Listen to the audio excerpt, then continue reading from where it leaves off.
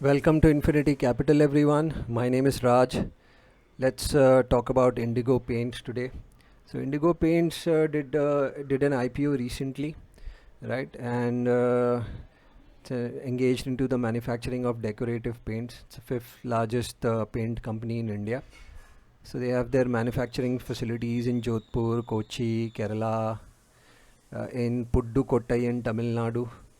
So these paint companies factories have to be located strategically so that they don't incur heavy expenses in logistics supply chain. So if they are spread across the country, it's easier for them to supply it to the stockists, right?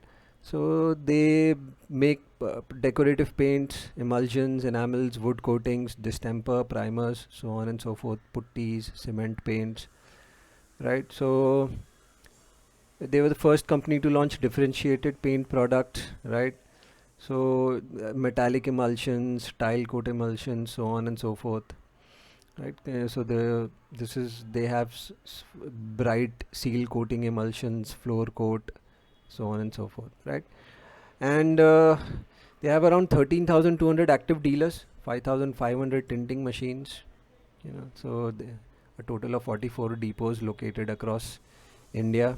Southern region contributes to around 46% of the revenues, uh, followed by 29% coming from the east, 14% from the west. North contributes to around 11%. 30% of the revenues are coming from Kerala, so it's something that one needs to take into account. See, earlier it was 35% from Kerala, that has decreased, but concentration from one state can be detrimental for a company. Kerala is already going through some COVID troubles. So that is something which is a risk in the shorter term. Also, a risk in the longer term. You want your revenues to be spread out throughout the country, right? So, something to take into cognizance. Significant presence in semi urban and rural markets. 85% of the revenue comes from semi urban and rural. But semi-urban and rural are also markets which are price sensitive. So if you have to be in a very competitive price point to sell in these areas. Okay. They have around 13% of their total revenue going into advertisement. Very, very high. I have not compared it to other companies, but it's very high. 13% of revenues, that's massive. So if they are able to bring this down, that should be good, right? So anyway, we are not looking at a long term investment, so if we're looking at the next 2 3 quarters. So but you know from the look of it, it looks too much. So they have around 1.95 lakh metric tons of capacity. Okay. Apart from that, why am I looking at Indigo Paints? There is a reason for that. So once we come to peers, we check Asian Paints. It's the largest paint company. Let's look at the quarter numbers. They have got very robust quarter numbers. Obviously, this has come on the back of a lower base as well, because last year we were in a complete lockdown, right? But if we compare it to an overall numbers for 2020, overall numbers for 2019 also. So if you see the overall number for 19, you know, so overall numbers for 19 was around they were doing 5,000 crores of roughly 5,000 crores of sales on a quarter. This quarter they have done 5,600 crores. So it's relatively higher, as compared to 2019 as well, right? The profits are higher too. So if you look at Kansai Nerolac, even their March numbers are much higher, right? And if we compare it to in 2019, it is relatively higher. The profits are much higher too. So there is clear traction. Look at June numbers. June numbers are also pretty good. Sales are there. Profitability is not there for Shalimar, obviously, because of operational efficiency. But sales are intact, right? So looking at these numbers, that there are good numbers are being posted by other paint companies, my calculated bet is that Indigo Paint should also post decent numbers, right? So this is one of the reasons why I'm looking at this company for a short term trade. Okay. And at the in the shareholding pattern also, there is some very interesting thing happening. So if you look here, if you look at the shareholding pattern of the company, 54% is owned by promoter, 46% is by public. So once we try and dissect the public section, you'll see that around 11-12% is owned by FPIs. Okay, only 3% of the total share is out with regular public to trade, right? Because if you look here, there's Sequoia Capital, they have invested some 14%. SCI Investments is holding 15%. So there isn't enough stock to be traded with regular people. They don't have enough. I don't think we'll see enough trading activity. Only if these guys start selling out, we could see some selling pressure in this stock. Other than that, the shareholding pattern looks pretty robust. So if you see, only around 3% of the total shares out in the market is there to be traded. It's pretty good. If we see good numbers coming into this stock, we'll see this stock rocketing higher pretty quickly.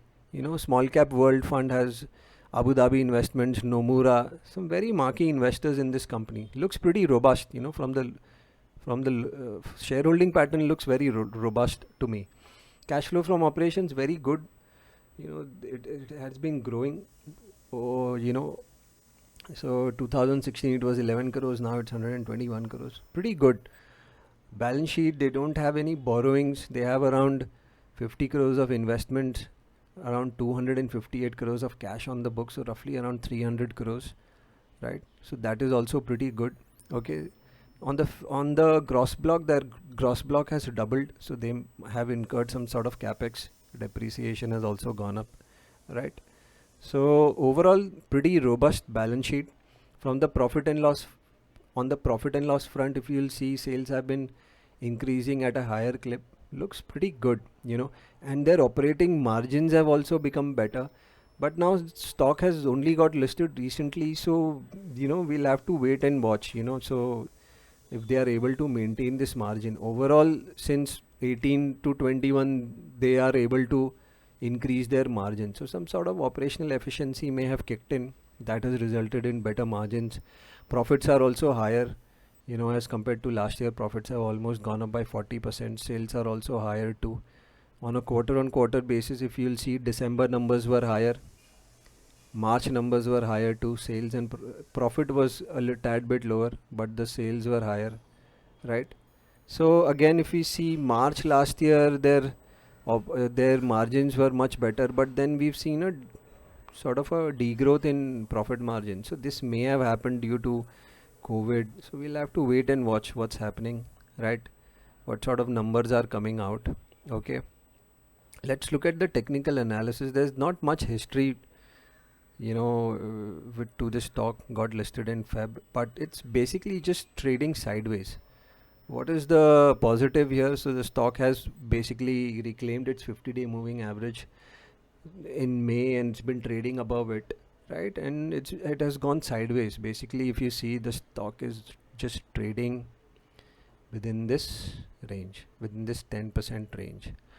So what is the strategy here? Looking to accumulate this stock between 2500 to 2600, right? Looking to accumulate this stock within this range. Okay, and we'll hold it for 2 quarters, see what sort of numbers come in. Asian Paints numbers are good, Kansai Nerolac numbers are good. We'll wait for Berger Paints and all other numbers to kick in. So if most companies are reporting good numbers, Indigo should also report decent numbers too. Owing to the risk, the only risk here is that significant 30% of the revenue is coming from Kerala. Kerala is going through COVID troubles, so that might impact the profitability or the sales. But taking all that into account, if we see good numbers, then we can see the stock starting to go higher. And with this robust shareholding pattern, I doubt that there'll be much sort of downside in this stock. So this is the strategy, guys. Quick disclaimer, this is not a buy sell recommendation. Okay, this is an educational video. Thanks a lot for watching.